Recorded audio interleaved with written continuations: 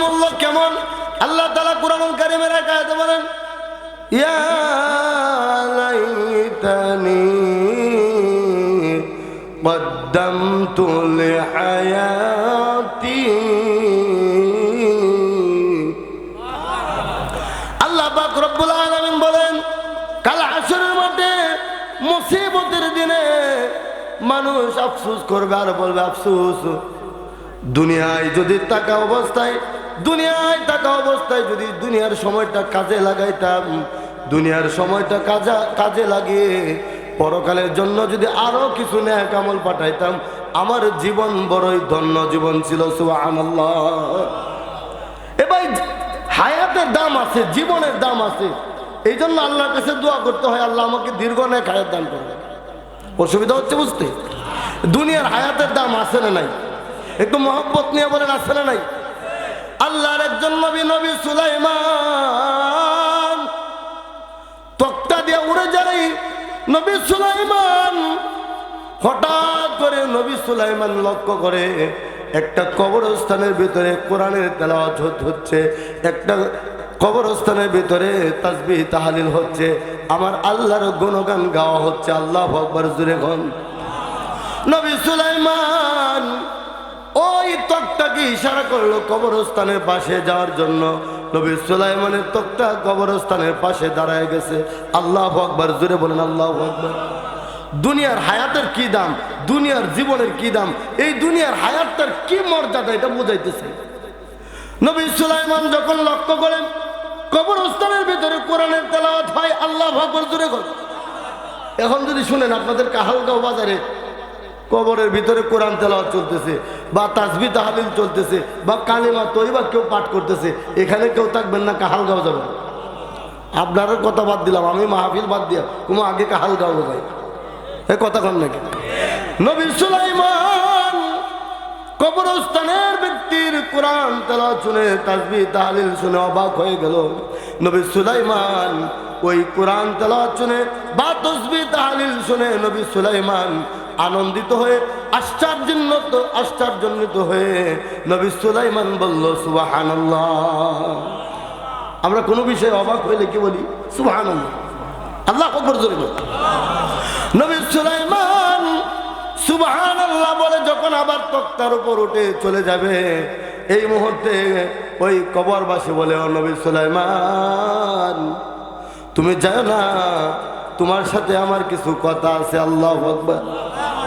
যিনি কবরের বাসিন্দা, কবরে যিনি শুয়ে আছেন, সে বলতেছে, নবী সুলাইমান যাও না, আপনার সাথে কিছু কথা আছে। আল্লাহু আকবার। কবরস্থানের ব্যক্তি সুলাইমানকে প্রশ্ন করে, নবী সুলাইমান, আমাকে রেখে আপনি যান না, আপনার সাথে গুরুত্বপূর্ণ কিছু কথা আছে। নবী সুলাইমান বলে, অবাক কাণ্ড, কুম বিইজনিল্লাহ। নবী সুলাইমান যখন কোন কবরস্থানে গিয়ে বলতো, কুম বিইজনিল্লাহ, আল্লাহর হুকুমে বেরিয়ে আসো। আল্লাহ তাআলা নবী সুলাইমানকে এত সম্মানিত করেছিলেন, এত মর্যাদা দিয়েছিলেন, নবী সুলাইমান বলতে দেরি, কবরস্থানের ব্যক্তিটা কবর থেকে বেরিয়ে আসতে দেরি হতো না। আল্লাহু আকবার, জোরে বলেন। নবী সুলাইমানকে কবরস্থানের ব্যক্তি বলল, নবী সুলাইমান, আপনি যায়েন না, আপনার সাথে গুরুত্বপূর্ণ কিছু কথা আছে। নবী সুলাইমান ওই কবরস্থানের ব্যক্তিকে বলল, ওরে বান্দা, কি বলতে চাও? বলে, নবী সুলাইমান, আজ থেকে নিয়ে 100 বছর না, 200 বছর না, হাজার হাজার বছর যাবত আমি এই কুরআনুল কারীমের তেলাওয়াত করতেছি, কবরের ভিতরে আমার আল্লাহ পাকের তাসবিহ তাহলিল করতেছি, কোরআন তেলাওয়াত করতেছি। দয়া করিয়া, মেহেরবানি করিয়া আমার হাজার হাজার বছরের কোরআন তেলাওয়াত তাসবিহ তাহলিলের যত নেক আমল আছে সব তুমি নিয়ে যাও, বিনিময়ে তোমার একবার সুবহানাল্লাহ বলার নেকিটা আমি কবরবাসীকে দিয়ে দাও। সুবহানাল্লাহ। বাজান, বুঝতে অসুবিধা হচ্ছে? আমি এই কবরে একদিন না, 2 দিন না, 1 বছর না, 2 বছর না, হাজার হাজার বছর যাবত এই কবরের ভিতরে কোরআন তেলাওয়াত করতেছি, তাসবিহ তাহলিল পড়তেছি। আমার সমস্ত ইবাদত বন্দেগী আপনি নিয়ে যান, বিনিময়ে আপনার একবার সুবহানাল্লাহ বলার নেকিটা আমাকে দিয়ে দেন। এ ভাই, লাভ ছাড়া মানুষ কাজ করে? এই কথা আপনাদের খারাপ লাগতেছে? কাজ করে? নবী সুলাইমান বলে, ও আল্লাহর বান্দা, দুনিয়ার কোনো মানুষ নিঃস্বার্থ কাজ করে না, নিশ্চয়ই তোমার কোনো স্বার্থ আছে, আছে না নাই? এবার কবরস্থানের ব্যক্তি বলল, ও নবী সুলাইমান, কেন আমি হাজার হাজার বছরের নেকি আপনাকে দিয়ে দিতে চাই, বিনিময়ে একবার সুবহানাল্লাহর নেকি আমি কেন নিতে চাই জানেননি? দুনিয়ায় থাকা অবস্থায় মানুষ যদি একবার সুবহান, নবী সুলাইমান ওনাকে কবরস্থানের বান্দা বলল, ও নবী সুলাইমান, এই কবরের ভিতরে একবার না দুইবার না হাজার হাজার বার কোরআন তেলাওয়াত করলেও, হাজার হাজার বার তাসবিহ তাহলিল পড়লেও একটা নেকি নাই, শুধু তেলাওয়াতের মজা পাওয়া যাবে, এছাড়া কোনো লাভ নাই। আল্লাহু আকবার জোরে বল। আর দুনিয়ার ভিতরে আল্লাহর কোন বান্দা যদি একবার সুবহানাল্লাহ বলে, একবার সুবহানাল্লাহ বলার বিনিময়ে আমার আল্লাহ তাআলা 10 দুনিয়ার সমান একটা জান্নাতের মালিক বানায় দেয়। দুনিয়ার ভিতরে কেউ যদি, দুনিয়ার ভিতরে থাকা অবস্থায় কেউ যদি একবার সুবহানাল্লাহ বলে, আল্লাহ তাআলা এই দুনিয়ার মতো 10 দুনিয়ার সমান একটা জান্নাত দান করে। সুবহান।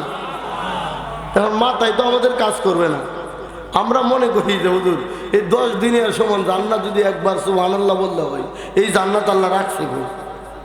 প্রশ্ন জাগে কি জাগে? খারাপ লাগতেছে আপনাদের? এই মা, আমি যদি আপনারা বলি, এই যে এখানে মিডিয়া আছে, আছে না নাই? এই কথা কোন আছে না নাই? এই মিডিয়াটা সর্বোচ্চ হাতের তলা পরিমাণ বড়, এই কথা কোন নাকি? এই মিডিয়াটার আয়তন, দৈর্ঘ্য প্রস্থ মোটামুটি হাতের তলা পরিমাণ। কিন্তু এই মিডিয়াওয়ালা ব্যাটারা জিজ্ঞেস করেন, ভাই আপনার মিডিয়া থেকে হাতের তলা পরিমাণ জায়গায় ভিডিও হবে না সব ভিডিও হবে? এই কথা কোন নাকি? শুধু আপনাদের এই মাহফিল না, ইন্টারনেটের মাধ্যমে, মিডিয়ার মাধ্যমে মেমোরি কার্ড, ছোট্ট একটা মেমোরি কার্ড অনেক সময় যদি আপনার হাত থেকে পড়ে যায়, মেমোরি কার্ড খুঁজে কিন্তু পাওয়া যায় না। কথা কোন ঠিক কিনা? সামান্য একটা মেমোরি কার্ড, ওই মেমোরি কার্ডের ভিতরে প্রধানমন্ত্রী শেখ হাসিনা কোন দেশে গেছে এটাও দেখা যায়। কথা কোন ঠিক কিনা? ছোট্ট একটা মেমোরি কার্ডের মাধ্যমে ইউরোপ আমেরিকায় কি হচ্ছে সব ভিডিও আছে। ছোট্ট একটা মেমোরির ভিতরে তামাম পৃথিবীটা ওই মেমোরির ভিতরে ঢুকানো যায়।